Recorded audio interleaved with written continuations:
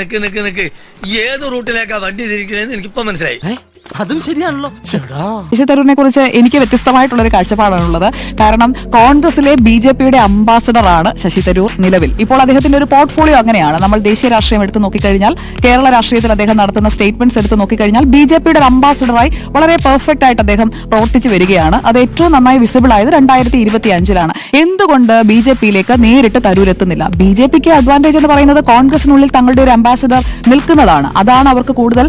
കോൺഗ്രസുകാരൻ നരേന്ദ്രമോദിയെ കുറിച്ച് നന്നായി പറയുന്നു. കോൺഗ്രസിന്റെ പ്രവർത്തക സമിതി അംഗം നരേന്ദ്രമോദി ഗംഭീരമാണെന്ന് പറയുന്നു. അതിന് കിട്ടുന്ന ഒരു ഇന്റർനാഷണൽ വാല്യൂ എന്ന് പറയുന്നത് വളരെ പ്രധാനപ്പെട്ടതാണ്. അത് BJP വളരെ ക്ലവറായി തന്നെ ഉപയോഗിക്കുന്നുമുണ്ട് പലയിടങ്ങളിലും. അതാണ് നമ്മളിപ്പോൾ കണ്ടുകൊണ്ടിരിക്കുന്നത്. BJPക്കും നരേന്ദ്രമോദിക്കും ഒക്കെ കൃത്യമായ ലക്ഷ്യം തന്നെ ഉണ്ടാകും. അതുകൊണ്ട് തന്നെയാണ് തരൂർ ഇറങ്ങാതെ അവിടെ തുടരുന്നത്. കോൺഗ്രസ് ഇറക്കി വിടുകയാണെന്നുണ്ടെങ്കിൽ ഒരു ഹീറോയിക് ആയിട്ടുള്ള ഒരു വെൽക്കം അപ്പുറത്ത് കിട്ടുമെന്നുള്ളത് ഉറപ്പാണ്. വെൽ പ്ലേസ്ഡ് ആയിട്ട് തന്നെയായിരിക്കും തരൂർ BJPയിൽ ഉണ്ടാവുക. പക്ഷെ അത് തീരുമാനിക്കേണ്ടത് അദ്ദേഹമാണ്. കാരണം BJPക്ക് ഒരു ഗുഡ് ക്യാച്ച് ആണ് എന്നുള്ളതിൽ ആർക്കും സംശയമില്ല. കാരണം അത്രയും ഒരു സ്റ്റേറ്റ്സ്മാനെയാണ് കിട്ടുക. അപ്പോൾ അതൊരു നല്ല ക്യാച്ചാണ്. ഒരു എത്ര ചെലവിട്ടാലും, അതായത് ഏത് പദവി കൊടുത്താലും കുഴപ്പമില്ലാത്ത ഒരു ക്യാച്ചായി തന്നെയാണ് തരൂർ നിൽക്കുന്നത്. പക്ഷെ എന്തുകൊണ്ട് അവരത് ചെയ്യുന്നില്ല? അവർക്ക് ആവശ്യം ഇപ്പോൾ കോൺഗ്രസിനുള്ളിലാണ്. അതുകൊണ്ടാണ് കോൺഗ്രസിൽ തന്നെ തുടരട്ടെ എന്ന് പറയുന്നത്. അത് ഷാരൂൺ പറഞ്ഞതുപോലെ പ്രവർത്തക സമിതിയിൽ അംഗമാണ്. പക്ഷെ പ്രവർത്തനമില്ലാതെ എത്ര കാലം ഇങ്ങനെ തരൂർ അതിനകത്ത് തുടരും? തരൂരിനെ അങ്ങനെ കുറെ നാൾ കൊണ്ട് നടന്നിട്ട് എന്താണ് കാര്യം? നമുക്ക് എന്തെങ്കിലും ഒരു യൂസ് വേണ്ടേ? നമ്മളൊരു പ്രോഡക്റ്റ് വാങ്ങിച്ചു കഴിഞ്ഞാൽ നമ്മളത് ഉപയോഗിക്കണ്ടേ? ആ പ്രോഡക്റ്റ് അവിടെ വെറുതെ വെച്ചിരിക്കുകയാണ്. അങ്ങനെ ഇരുന്ന് ചെതിലരിച്ച് പോകാതിരിക്കാൻ വേണ്ടി അദ്ദേഹം തന്നെ ഇറങ്ങി വേറെന്തൊക്കെയോ പ്രവർത്തിക്കുന്നു. അത് പാർട്ടിക്ക് കൂടുതൽ